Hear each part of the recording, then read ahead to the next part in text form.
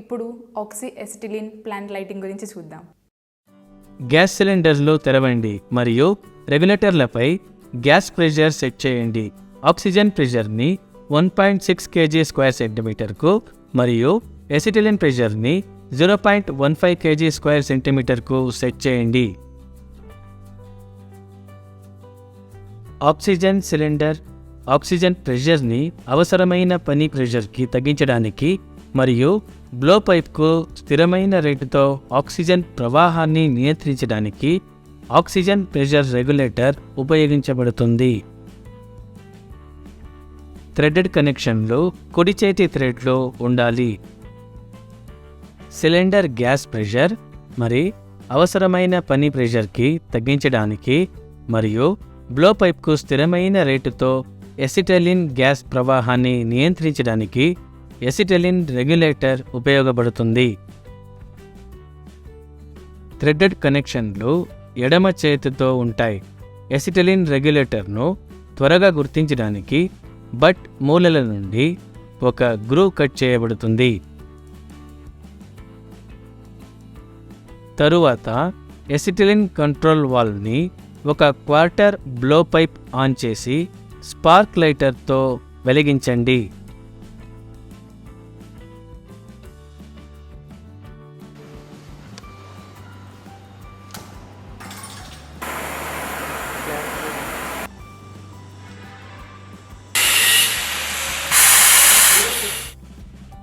Acetylene వాతావరణ గాలిలో oxygen ఉపయోగించి కాలిపోతుంది. స్పార్క్ లైటర్ తప్ప మరే ఇతర అగ్ని వనరులను ఉపయోగించకూడదు. ఇప్పుడు ఫ్లేమ్ను గమనించండి మరియు బ్లో పైప్ నుండి ఆక్సిజన్ నియంత్రణ వాల్వ్ను తెరవడం ద్వారా ఆక్సిజన్ జోడించండి. ఇప్పుడు నాజిల్ చివర ప్రకాశవంతమైన వైట్ కోన్ కనిపించడం ప్రారంభిస్తుంది. 3 విభిన్న రకాల ఫ్లేమ్ ఉన్నాయి. ఆక్సిజన్ మరియు ఎసిటిలిన్ ఆధారంగా neutral flame, oxidising flame, carburising flame. Neutral flame oxygen మరియు ఎసిటిలిన్లు బ్లో పైప్లో సమాన నిష్పత్తిలో మిళితం చేయబడతాయి మరియు ఈ ఫ్లేమ్లో పూర్తి దహనం జరుగుతుంది. ఈ ఫ్లేమ్ మూలలోహం లేదా వెల్డ్పై చెడు ప్రభావాన్ని చూపదు, అంటే లోహం ఆక్సిడైజ్ చేయబడదు మరియు లోహంతో ప్రతిస్పందించడానికి కార్బన్ అందుబాటులో లేదు. తటస్థ ఫ్లేమ్ను సర్దుబాటు చేయడానికి తెల్లటి కోన్ స్పష్టంగా మరియు రౌండ్ ఉండేలా తగినంత ఆక్సిజన్ని జోడించండి.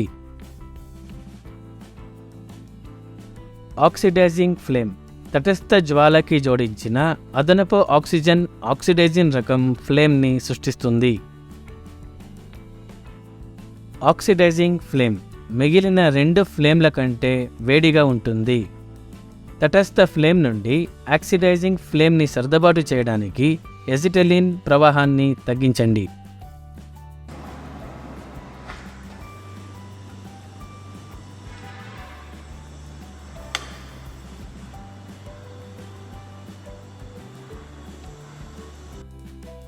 కార్బరైజింగ్ ఫ్లేమ్ బ్లో పైప్ నుండి ఆక్సిజన్ కంటే ఎసిటిలిన్ అధికంగా పొందుతుంది. కార్బరైజింగ్ ఫ్లేమ్ని సర్దుబాటు చేయడానికి ఫ్లేమ్ని తటస్థలోకి సర్దుబాటు చేసి తర్వాత ఎసిటిలిన్ని జోడించండి. కటింగ్ సమయంలో బ్లో పైప్ నుండి నిరంతర ఉపయోగం తర్వాత నాజిల్ మెటల్ వర్టికల్ లేదా స్టార్టర్స్ ద్వారా నిరోధించబడవచ్చు. ఈ అడ్డంకిని తొలగించడానికి నాజిల్ క్లీనర్ ఉపయోగపడుతుంది. టార్చ్ కంటైనర్తో విశేష టిప్ క్లీనర్ వల్ల ట్రాన్స్పోర్ట్ చేయబడుతుంది. ప్రతి టిప్ కోసం ఒక రకమైన డ్రిల్ మరియు మృదువైన ఫైల్ ఉంటుంది. టిప్ను శుభ్రపరిచే ముందు సరైన డ్రిల్ను ఎంచుకుని దానిని తిప్పకుండా టిప్ ద్వారా పైకి క్రిందికి తరలించండి.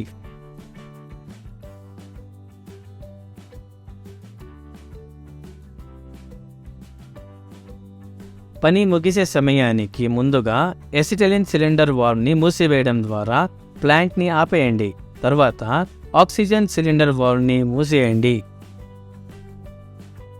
ఇప్పుడు బ్లో పైప్ ఎసిటిలిన్ వాల్వ్ మరియు ఆక్సిజన్ వాల్వ్ తెరిచి మొత్తం గ్యాస్ ప్రెషర్ని విడుదల చేయండి. రెగ్యులేటర్లపై 2 ప్రెషర్ గేజులు 0 అని చదవాలి. అప్పుడు స్క్రూ ఉపయోగించి ఎసిటిలిన్ మరియు ఆక్సిజన్ రెగ్యులేటర్ ఒత్తిడిని విడుదల చేయండి. ఇప్పుడు బ్లో పైప్ ఎసిటిలిన్ వాల్వ్ మరియు ఆక్సిజన్ వాల్వ్ మూసేయండి. Recap. రెగ్యులేటర్స్పై గ్యాస్ ఒత్తిడిని సెట్ చేయండి. ఎసిటిలిన్ రెగ్యులేటర్ను త్వరగా గుర్తించడం కోసం బట్ నుండి మూలలో ఒక గ్రూని కత్తిరించబడుతుంది. స్పార్క్ లైటర్తో కాల్చండి. ఎసిటిలిన్తో ఆక్సిజన్ నిష్పత్తి ఆధారంగా 3 విభిన్న రకాల జ్వాలాలు ఉంటాయి.